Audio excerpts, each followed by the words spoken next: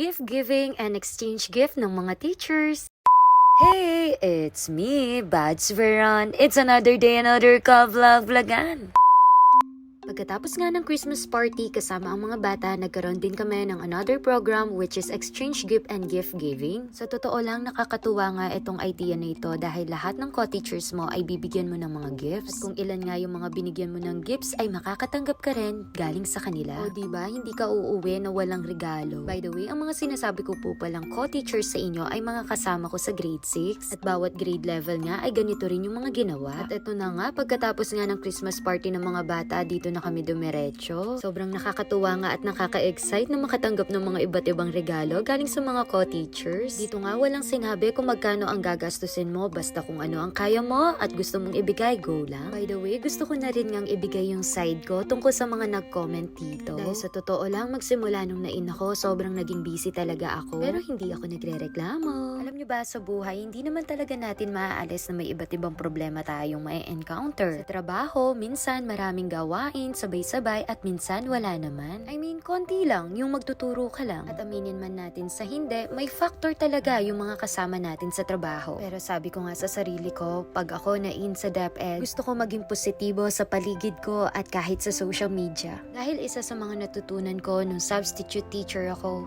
wala namang mangyayari, wala naman tayong makukuha kung puro negatibo na lang yung sasabihin natin at makikita. Dahil sa totoo lang, pinag-pray natin to, ginusto natin to. Dahil yung pinili nating profesyon, hindi talaga biro. Dahil sa totoo lang, yung mga nakikita nyong short list of accomplishment, mga achievements, may kasama yung luha, walang tulog, pagod, puyat, at marami pa. At bilang baguhang guro, hayaan nyo na muna kung may experience itong sinasabi nyong sa una lang masaya. Dahil sa totoo lang, minsan natatakot rin ako, nag-aalala. Minsan, ang dami ko ring iniisip. That's why, lagi rin ako nagdadasal na ingatan ako ni Lord, ilagay niya ako kung saan ako nararapat, saan ako magiging safe, saan ako mag-grow, saan ako may matututunan, at ano yung will niya sa akin. Dahil sa totoo lang, hindi naman lagi tayo ilalagay ni Lord sa comfort zone natin. Naalala ko nga yung sabi ng isang teacher sa akin, without boredom, there's no success. Pero totoo yun, aminin talaga natin. Malaking factor din yung mga nakakasama natin sa trabaho, lalo na sila na yung araw-araw nating nakakasama. Pero lagi nating tandaan, hindi tayo pare-pareho ng pagkatao. Iba-iba ang ating mga magulang, pamilya, pinagmulan. Kaya napakahalaga ng pagrespeto. At ang sabi nga, kung hindi nagbabago yung mga nasa paligid mo, edi palitan mo yung reaction mo. At ito yung lagi kong sinasabi, that I am always grateful kung nasan man ako ngayon. O diba, ang saya, nag-exchange gift lang kami, nagdrama na ako.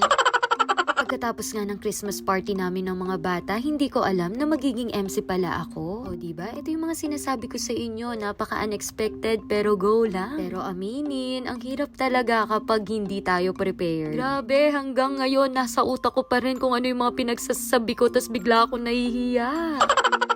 Pero totoo naman kasi talaga, sobrang nagpapasalamat ako sa principal namin at sa paaralang ito at mga nakakasama ko sa school. Huwag kayong ano dyan, gusto ko na lang maging positibo. Ay, pabrenyo ko. Diyos me, sa totoo lang ito yung mga pinagpipray ko kay Lord na gusto ko ma-experience. Pero Lord, pwede ba sa susunod yung handa naman po ako? Joke lang po. At ito nga yung second program namin, which is the gift giving. Bawat advisor nga ay mamimili ng isa sa kanyang mga estudyante na gusto niyang bigyan ng regalo. O diba, totoo namang nakaka-proud and nakaka-bless ang paaralang to. At pagkatapos nga, sumayaw rin nga kami rito dahil sayang naman yung pre-practice namin.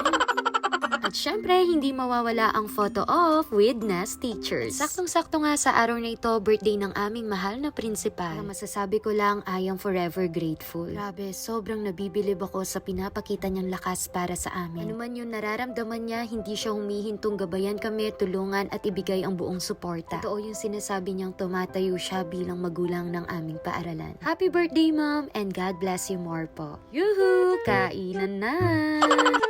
At syempre, maraming salamat po, Grade 6 Teacher Supremos.